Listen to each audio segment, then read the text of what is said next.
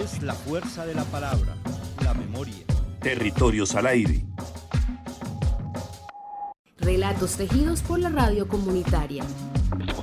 Para el afrocolombiano, el territorio es la vida. Estrategia apoyada por MINTIC y por el Ministerio de las Culturas. Me inspiré en una canción que se llama El Perdicito y yo, que tiene estilo de joropo.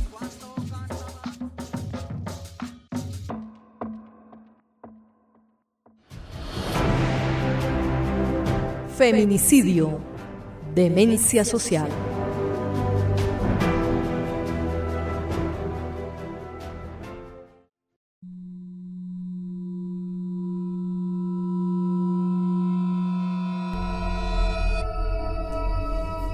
Son las 10 de la noche y Lady llega de trabajar.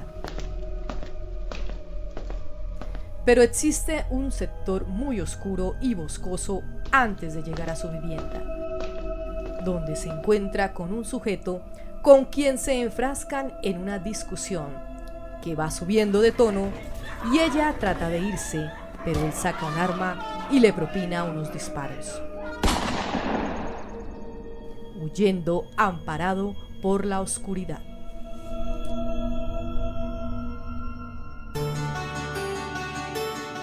Ya en el velorio, dos vecinas comentan el asesinato tan misterioso.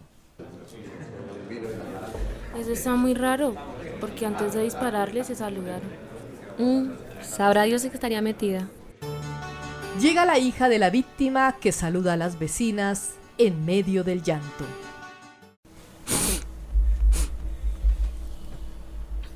Mi mamá venía buscando terminar esa relación hace mucho. Nunca había podido, nunca. Puso denuncias por abuso, por acoso, por violencia intrafamiliar, por lesiones personales y nunca la escucharon, la dejaron sola, me la dejaron morir.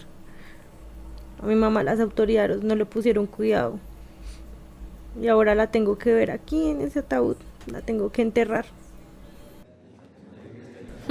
Con razón ni vino, si es el principal sospechoso, si es el marido, ¿cómo no se va a aparecer en el velorio?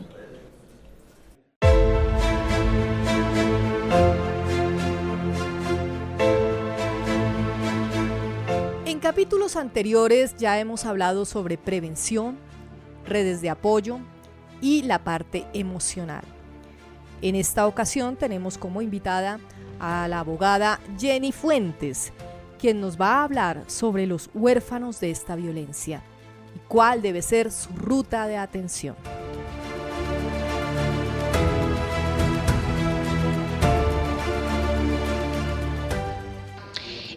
Bueno, de entrada toca entrar a identificar qué sucedió con los niños antes de los hechos, es decir, si el feminicida que ya falleció también los maltrató. Si ya hubo violencia por parte del feminicida, pues lo ideal es que la comisaría de familia sea quien intervenga, ubique la familia extensa que pueda acoplar a los niños. Si no hubo ningún hecho de violencia, lo ideal también es que el ICBF intervenga para verificar, primero hacer el restablecimiento de derechos, la verificación de los derechos de los niños, e identificar ellos, la custodia de ellos en manos de quién va a quedar. Si se llega a la determinación de que no existe familia extensa, ni abuelos ni tíos que puedan hacerse cargo de los niños, pues lo ideal es pues llevarlos a un refugio o a una casa adaptada para ellos. Obviamente ellos siempre van a ser víctimas en el sentido de que pues perdieron a su progenitora por un hecho tan desastroso que es el feminicidio, y pues tras de eso van a ser revictimizados porque el agresor, quien era pues probablemente su progenitor, también ya se fue del círculo.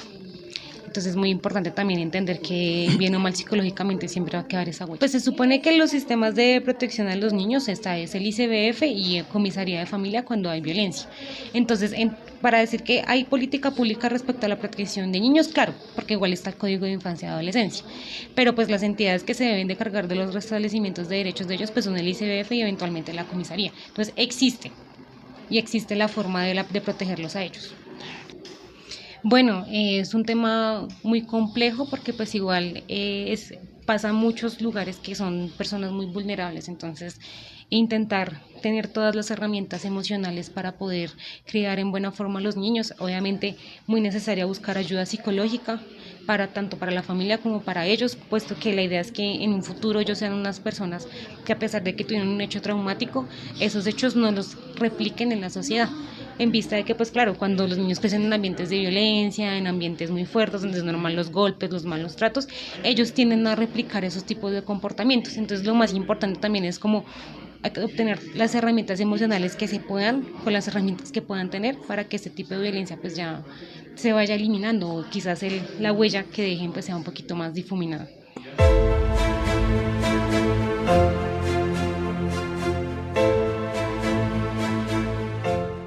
Uno de los interrogantes que más se hace la sociedad es si se puede alegar desequilibrio emocional por parte del victimario en los casos de feminicidio.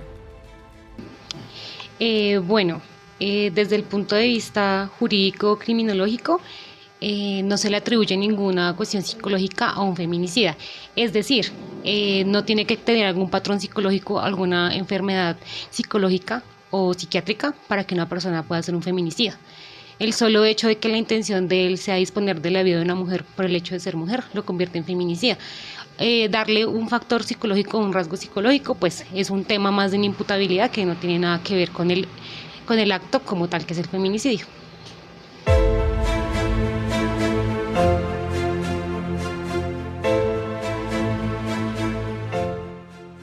La invitada nos habla ahora sobre cómo hacer prevención para que no se repita este tipo de violencia. Bueno, primero entender la raíz del ciclo de violencia, es decir, debería existir como una reestructuración del sistema, pues con base en que nosotros tenemos un sistema patriarcal de relaciones verticales, pues es muy importante iniciar como una concientización en los hogares de cómo funciona el machismo, de qué es la subyugación hacia la mujer y por qué eso puede configurar violencia basada en género. Sí, claro. Uno de los pilares fundamentales para empezar a eliminar las violencias machistas es la concientización hacia los niños. Cuando ellos aprendan a identificar cuáles comportamientos pueden ser violentos hacia las mujeres, que incluso los normalizan, pues se va a ir rompiendo quizás un poco esa estructura, puesto que la mayoría del tiempo o la mitad de su vida están en un centro educativo.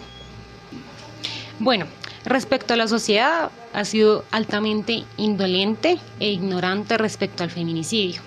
Es decir, sí, se siguen configurando violencias y micromachismos que lo que llevan es a vulnerar a la mujer y no son conscientes de lo mismo.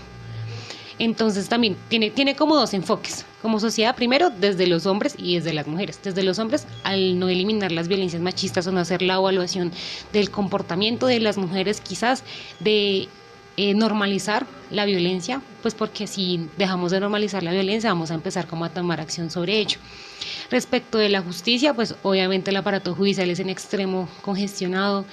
Actualmente los índices de violencia son altísimos, los feminicidios pues cada vez son más notorios y el sistema judicial sigue siendo un sistema lento. Hacen muy malas capturas en flagrancia, los temas de investigación criminal muchas veces son flojos, entonces la justicia en ese aspecto también ha sido indolente, porque la ley existe, el tipo penal existe. La ley todo el tiempo dice cuáles son las herramientas de investigación y los elementos materiales probatorios que se deben aportar y cómo es el proceso penal. Pero la justicia es muy lenta y eso también hace que haya como una cierta indolencia respecto a los feminicidios.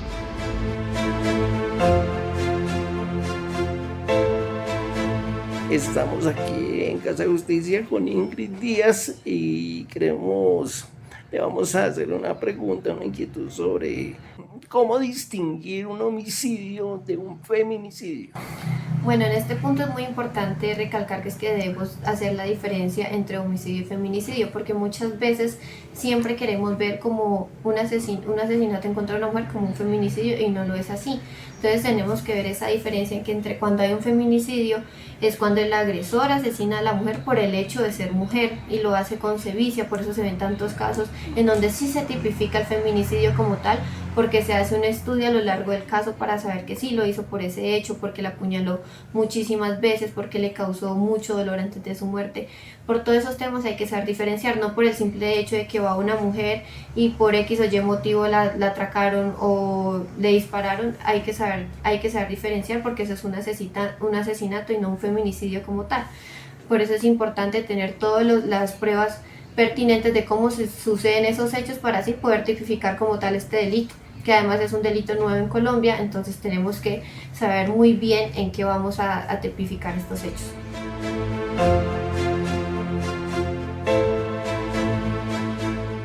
Hasta aquí llegamos en este quinto episodio y continuaremos profundizando sobre este tema en nuestro siguiente programa.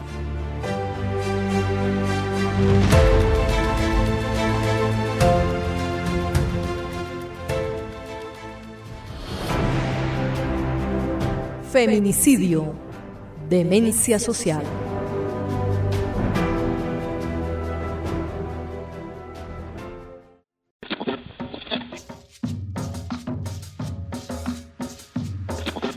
Es la fuerza de la palabra, la memoria. Territorios al aire.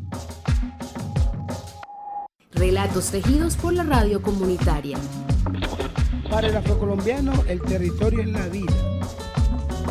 Estrategia apoyada por MINTIC y por el Ministerio de las Culturas. Me inspiré en una canción que se llama El Perdicito y yo, que tiene estilo de joropo.